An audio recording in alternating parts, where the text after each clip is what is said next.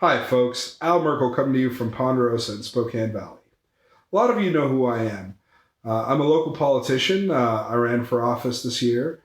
Um, I've been working very closely with a lot of neighborhoods to directly try and curtail some unrestricted development efforts here in the valley.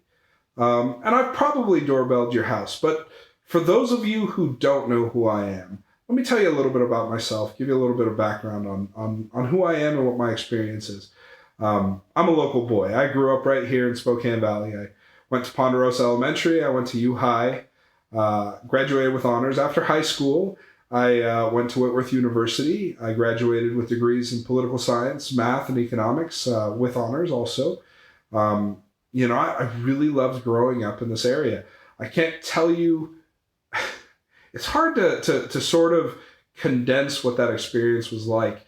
But, our city is just such a beautiful area.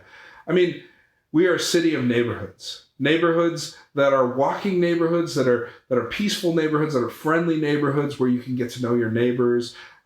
People still have neighborhood barbecues. People still play basketball on the street and do all the things that you saw perhaps in I Love Lucy or Leave It to Beaver in the 50s. And we get to do those things right here still in Spokane Valley today. And that to me is something that we should cherish. We should cherish that neighborhood feel that we have. That's why a lot of us moved here. That's what we love about this area in the city. That outdoorsy feel, the fact that we're always only about 5 minutes away from nature. That in any day of the week we can go off-roading, or we can go hiking, or we can play golf or frisbee, or go to the lake, or some of the great experiences that we have. And I think that we can have those things if we continue to manage our city smartly. I can't say that that's been happening over the last 10 years, and I'll talk about that a lot in upcoming episodes. But the truth is that our city faces many, many challenges. Maybe I'm getting into these challenges too fast. You probably want to know a little bit more about who I am. Well, and what makes me qualified for talking about this? Well, after college, I actually worked overseas. So I worked for the United States Agency for International Development, USAID. I was a contractor for them at various times for different companies that contract to the agency to do the actual agency work. Boy, the federal government's a complicated entity. But I was in Iraq for 2 years doing that work. And then after that, I was in Pakistan for 2 years, then Honduras, and then all over the world, all over Africa, all over Southeast Asia. And what I was doing was really learning to fix other countries' problems.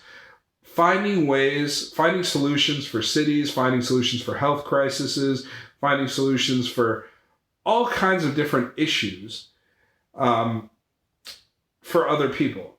But I kind of came to the realization that I don't think that anybody's doing that for us. Who's doing that for our cities, for our towns, for our states, for our counties? So I really kind of started to hit home that, man, a lot of the stuff that I was learning, I knew wasn't being put into practice in my own city. So I guess I had that drive to come back home and to try and put some of this into practice for us in Spokane Valley, to make sure that our city is taken care of. So I guess that's why I'm here. I could answer a lot of questions about that and about that experience, and I'm sure a lot of you want to know more about that. And if you do, please write in the questions, write in the comments. I'll be happy to talk more about it if it's something that everybody's really interested in. But as I said, a lot of you know that I've already been making a lot of efforts in our city to try and curtail uncontrolled development. I've worked with individual neighborhoods all across our city, fighting things like apartment complexes that are low income and inappropriate areas, or detox and rehabilitation centers that are in inappropriate areas, or micro houses and duplexes, or neighborhoods fighting with other neighborhoods, HOAs fighting with other HOAs. I've been involved in a lot of different communities. because I feel that, you can't just sit back and say, well, once I'm elected, I'll do something.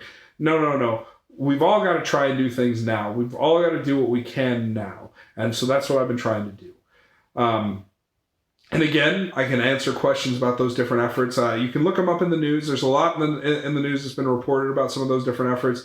I'm sure you can probably talk to friends or family members if they live in the Valley, and I'm sure they can tell you all about that because we've all been affected, and I've been trying to be as many places as I can be. So I guess, when you combine my education and my experience, I guess that's where I'm coming from. I'm coming from a place of seeing 1,000 ways that other countries, other cities, other municipalities do things wrong, and hoping that we won't make those same mistakes. So that's what I'm trying to bring to the table. My perspective is often based on analyzing situations. I'm very data focused. I try to find solutions that have worked in places that are similar to ours before putting them up. I don't like to, developing new solutions, unique solutions is important, but I like to synthesize first because there's so much great information out there in the world that we can use, that we can take advantage of before having to, come up with something brand new that just for us, that at the end of the day, somebody may have already tried. So we're going to talk about that. We're going to talk about a lot of data and information when I present the different challenges. We're going to talk about a lot of budgeting and operations, business operations. That's a lot of my background as well. But I think it's important that we kind of get into, you're probably wondering, well, what are the challenges that our city is facing? What exactly are we worried about? I know a lot of you already know these things, but you're probably saying, well, what does Al want to say? So let's get into that. I think I can summarize our 8 biggest challenges. And again, this is in my view, and I hope a lot of you take the time to watch this, to write in and to sort of say, okay, those are great, but I think there should be others, or some of those aren't so important. I'd really love to get your feedback on this. But in my opinion, the 8 biggest issues that we have. So let's start with the biggest one. Number 1, by far, unrestricted development. Unrestricted development. So what is unrestricted development? Well, I think that planned development, planned growth is a great thing. As an economist, as somebody who's trained as an economist, I can tell you that economically, most economists would agree that there are only 2 ways for cities to go. They can either grow or they die. It's sadly not a thing for cities to just kind of stay the same, kind of just, stagnate and kind of hang in the same place. Like that basically ends to death because people get older, jobs move on. So if you're not kind of growing, you die. Well, fair enough. But on the other end of that spectrum, if you grow too fast, you also die. Because if you grow too fast, you end up causing all kinds of infrastructure problems, education poverty problems, job growth problems, economic problems. It's called overheating the economy. And that's something that we don't want either. Well, the truth is that our city, when I left Spokane Valley, we were a city of about 45,000 people. That was about 15 years ago. Now, coming back 3 or 4 years ago, and today, we are at 100,000 people. So, and when you look at that growth curve, most of that growth happened in the last 5 to 6 years. 5 to 6 years ago, we were a city of about 60,000 people, and today we're about 100,000 people. So, end over end, when you analyze that curve, that's about 15% growth per year in 5 years. That's way overheated. Most economists would tell you that a good growth rate is someplace in the neighborhood of 2 to 3.5% max. So we're definitely past that. And you're probably wondering, well, where are all these people? What's happening? A lot of them have moved to the Spokane area. The Spokane area in part, but a lot of them are living in homes here in Spokane Valley, in apartments here in Spokane Valley. But you've seen this growth happen. I'm sure that if you're watching this video, a low-income apartment complex has come up near you recently, or you've seen the traffic on Sullivan or Pines, or you've seen, or you've tried to put your kids into school and found that the schools didn't have capacity for your children and they have to be bused to other areas or their friends. Or you've seen other types of facilities or crime coming in to your area. And the fact is all of this is about unrestricted growth. Our city has tried to be very development friendly. And like I said, in some ways that's okay. But in other ways, you can be development friendly, but if you don't think about who's going to pay for the infrastructure of the change, you can overheat your system. And that's where we are today. So I think by far that is the number one issue that we have. And I'll be happy to talk about that more. That's going to be the first video that I come out with after this one next week. The next issue that we have is property crime. I've been affected by property crime. My parents have been affected by property crime. In fact, I can't think of one single person I know that lives in Spokane Valley who hasn't in some way been affected by property crime. Whether it's stealing a rake off of your front porch or breaking into your car or breaking into your office, or many other issues, property crime is affecting everybody here in Spokane Valley. It's a really rough time when it comes to that. Our violent crime rates are very low. But property crime is another. I mean, that's what makes neighborhoods and areas start to feel dangerous at the end of the day. Violent crime does too. But when you have to worry about locking every single thing that you have up and making sure that your doors are ironclad and that it really takes away some of the sweetness of life. When you have to make sure that everything is always protected all the time. And, to kind of put it in perspective, our city, Spokane Valley, actually has a higher property crime rate than the city of Chicago. I mean, I don't know about you, but I consider Chicago one of the most dangerous cities in the U.S. So when I found that out, I mean, wow. That is something that we need to deal with. That property crime rate, we need to head that off. Probably the next one I would put up there on the list is homelessness. So, we're not Seattle. We're not Spokane. We're not even the city of Spokane yet. But we've all seen the homelessness problem creep into our city. We've all, it's happening at Costco. It's happening at some of the freeway entrances on Argonne or Sullivan, Pines. We've seen some of the areas on Sprague. Some of our parks are really starting to be hit hard by this issue. And we have to be compassionate and we have to find ways to help folks. But at the same time, we also have to make sure that our streets are safe. We have to make sure that our kids can use a park without worrying about getting stuck with a needle. That our work, our offices can function without having to worry about, people being turned away because of homelessness happening around the corner. And that our neighborhoods, the property values in our neighborhoods are maintained. And I think that's why this is a problem. We need to deal with it. And I'll talk about that in coming weeks. The next one is infrastructure. So I talked about unrestricted development. In a lot of ways, our infrastructure problems are connected to that. In some ways, they aren't. But the truth is that because of the growth of our city, because of the changes in the way our economy works, for instance, cable and telephone tax are no longer viable ways to pay for infrastructure. We have to find ways to kind of maintain our common property, our roads, our sidewalks, our streets. And we have to find a way to keep that going because we've all experienced those bad potholes in Spokane, some of the roads around here. Winters are hard on roads. Some of us have begun to experience trouble with utilities, lowering water pressure, more expensive electricity. I mean, these are the things that we need to deal with, and we've got to find solutions for it. They're related to growth, and we need to be able to deal with that growing problem. And we need to make those who are responsible for these changes pay for those changes. The next one is education management. So I understand that education is not directly in the city government's purview. There are two separate governments. There's our city government, and then there's the school board, which really controls sort of the schools and their budgets, etc. And they're really separate. And I understand that, and I'm sure many of you do too. But that being said, our city government does have a big part to play in making sure that education is taken care of.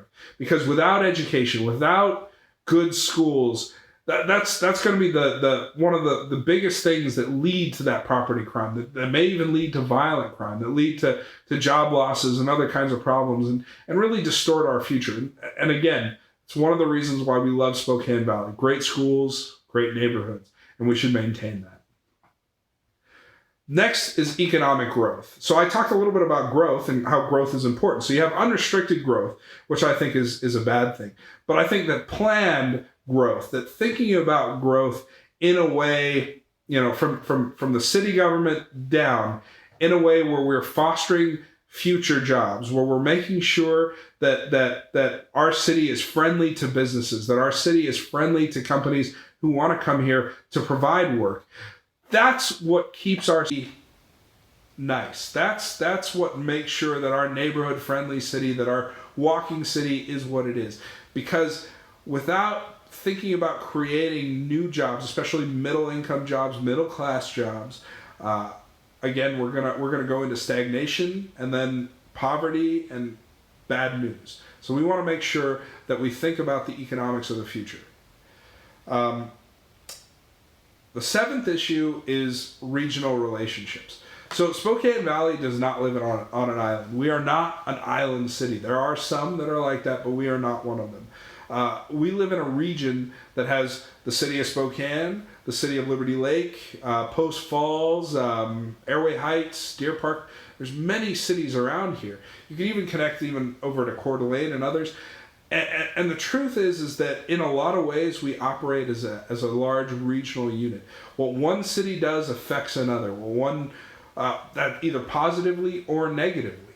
And in order to really deal with that, we have to maintain relationships with some of those other organizations. We have to find ways to work together, because the last thing we want is a situation where our traffic cameras, our traffic lights don't communicate with another city's traffic lights, which causes traffic in both cities. And that's actually a situation that we have.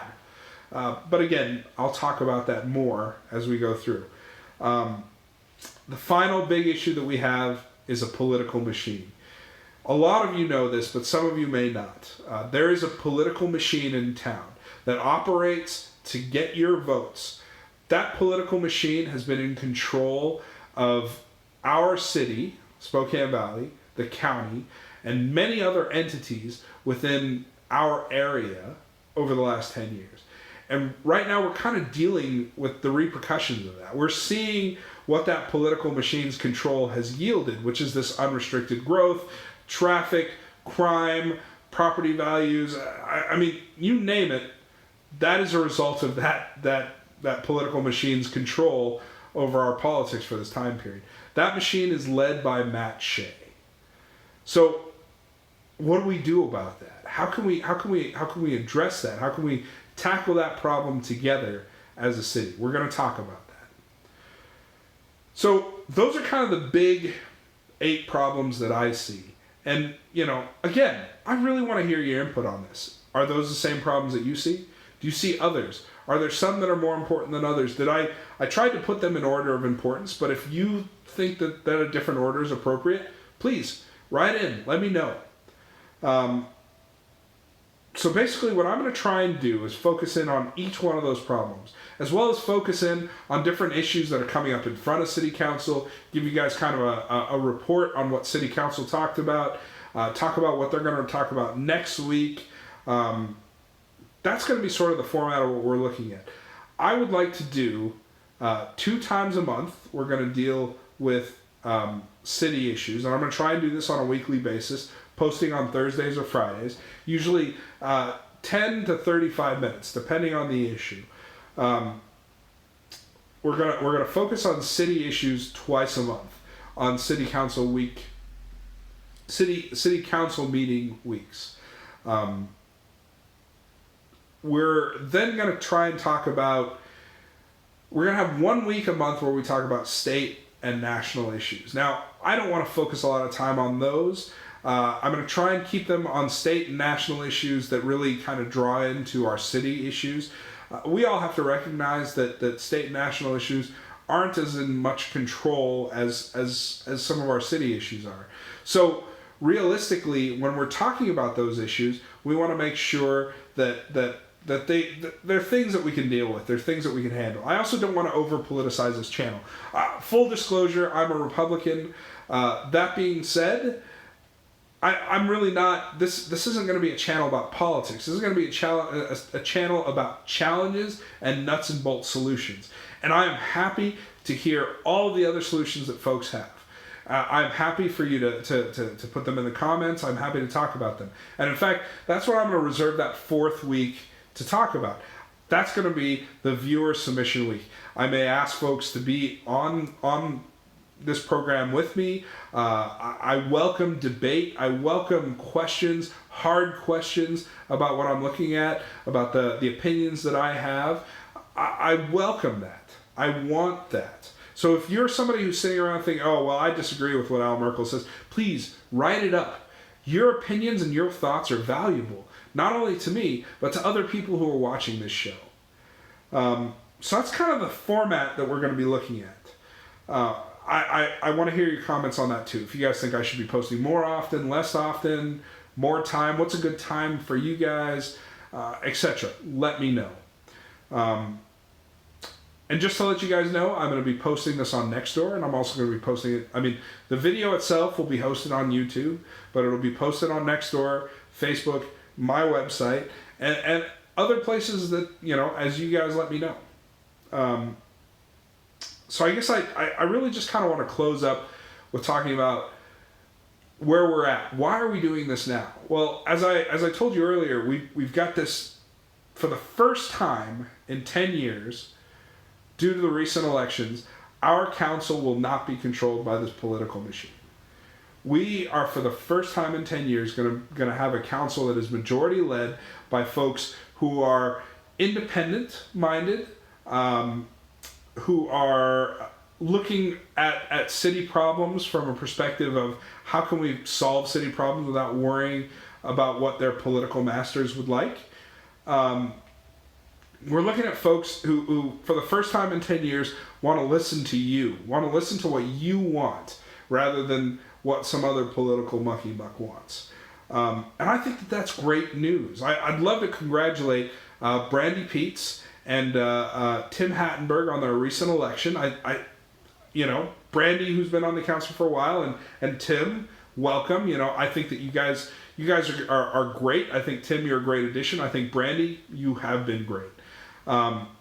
Tim joins the 3 council members who I think have been the most open-minded, the best folks to talk to, and people who really represent what I think is the core of who Spokane Valley is. They're not hyper-liberal, they're not hyper-conservative, they're just folks who want to get things done right, and they tend to favor solutions that make sure that we have smaller government, that make sure that we have reasonable taxes, that make sure that our city is as manageable as possible. So that's Ben Wick, Brandy Peets, Linda Thompson, and now Tim Hattenberg joining them. So I just want to close by saying, the first issue that those folks have to deal with in January, the very first issue that's going to come up, is who's going to be the new mayor. I would like to throw my support behind Mr. Ben Wick. I think Mr. Wick is one of the greatest people I know. He's a great friend of mine. He's somebody who anybody can sit down and talk to and have a perfectly reasoned argument or discussion with. He won't raise his voice at you. He won't, he's going to tell you what he thinks, and he's going to listen to what you think.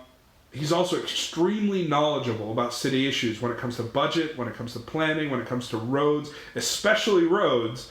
And roads and transportation are one of the biggest issues that we have to deal with, as I told you before. Ben Wick is our guy. So to me, that mayor's position, well, traditionally it hasn't been very important. In the last 10 years, like I said, the political machine has elevated that position to have a lot more power than they used to. But I think that Ben Wick is the right guy to take that power and to use it in a balanced way to make sure that your opinions are heard, the people, to make sure that that even the minority, even the folks who do belong to the political machine, to listen to even their opinions, which I think is important too, because I think what we need is a functioning council. We need to move away from a political machine and get back to just a place where we're a nuts and bolts city, that we don't operate on politics, on who's friends with who, that we operate on what's best for the city. And I think that that's the best way to go. So again, I would like to support Ben Wick, and I would like to advocate that everybody else does so as well. I'll be organizing in the next couple of weeks at one of the city council meetings a sort of a comment demonstration where a lot of people make that similar comment to show support for Ben. So keep an eye out for that. I'll talk about it in one of my upcoming videos. And I guess that's all I have to talk to you about today. This is really just an introduction to what we're going to be talking about. But please, I really look forward to hearing your comments. I really would like to know what you guys think about this format and all the rest. Post it on Nextdoor, post it on YouTube directly, however you'd like to do it. But let me know, because we need a forum where we can talk about our city issues in a way that's open, where we can address them. And I'm going to try and make this it. All right. Thanks very much, guys. I really appreciate your time. Happy holiday season.